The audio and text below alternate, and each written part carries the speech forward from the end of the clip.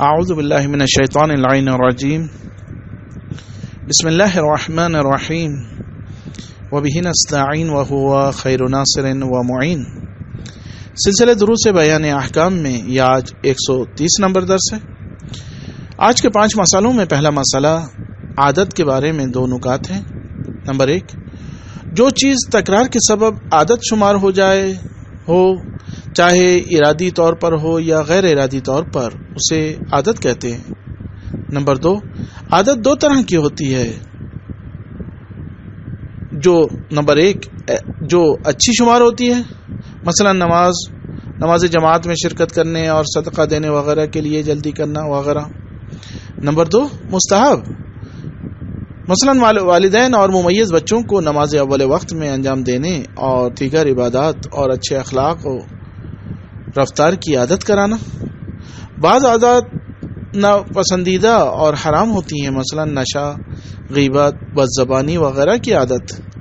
اور آج کا دوسرا مسئلہ آزادی کے بارے میں چند نکات ہیں. قواعد فقہی میں سے 1، انسانوں کی ایک دوسرے کی نسبت انسانوں کا آزاد ہونا ہے، یعنی کوئی انسان بھی دوسرے انسان کی نسبت حق حکومت نہیں رکھتا.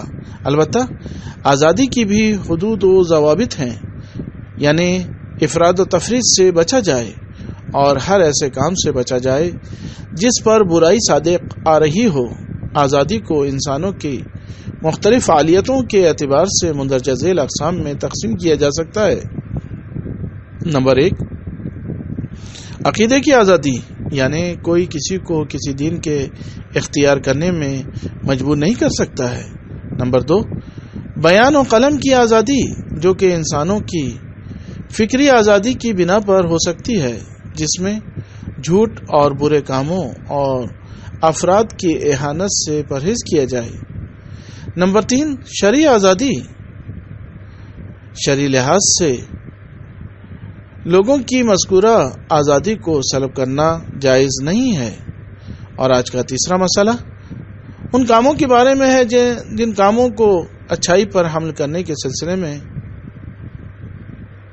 اچھائی پر حمل کیا جاتا ہے. نمبر 1، بہتر ہے کہ مسلمان کے کام کو اچھائی پر حمل کیا جائے جب تک اس اچھائی کے برخلاف یقین حاصل نہ ہو جائے. مثلا ذبح شدہ حیوان اگر بکنے کو رکھا جائے اور کوئی اس کے ذبح شرعی ہونے میں شک کرے تو اسے ذبح شرعی سمجھنا چاہیے.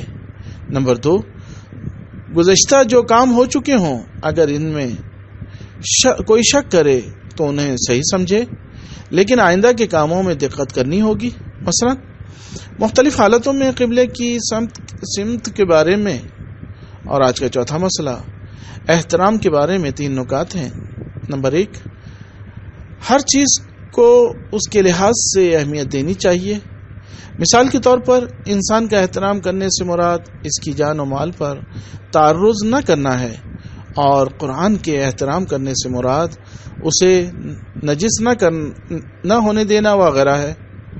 نمبر 2، جس کا احترام شرعاً واجب ہے اس کی بے احترامی کرنا حرام ہے، خواہ وہ زمان ہو یا ہو جیسے ماہ رمضان اور احترام والے مہینے، خواہ وہ مکان محترم ہو جیسے مقدس مقامات، یا خواہ وہ اشخاص ہوں جیسے انبیاء و ائمہ اطہار علیہم السلام. نمبر 3، توہین کرنا، چاہے توہین آمیز کلمات کے استعمال کے ذریعے ہو یا ایسے کام انجام دینے کے ذریعے ہو کہ دوسرے کی توہین شمار ہو، یا تحریر کے ذریعے ہو جیسے توہین آمیز کلمات کتاب یا مجلہ کا لکھنا. اور 5واں اور آج کا آخری مسئلہ امانت کی اقسام کے بارے میں. احکام شرعی میں مختلف امانتوں کا تذکرہ ہے، جس کے چند نمونے پیش خدمت ہیں. نمبر 1، اجارے پر لی جانے والی ہر چیز مستاجر کے ہاتھ میں امانت ہے.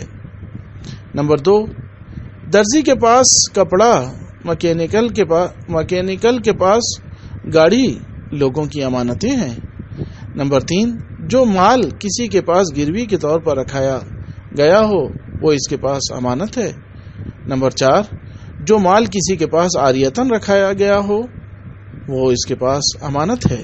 ان تمام مسائل کا حوالہ کتاب بیان احکام شرعیہ حرم مطہر فاطمہ معصومہ سلام اللہ علیہا سے مؤلف محمود اکبری اور مترجم سید محمد حسن عابدی۔ وآخر دعوانا ان الحمد للہ رب العالمین۔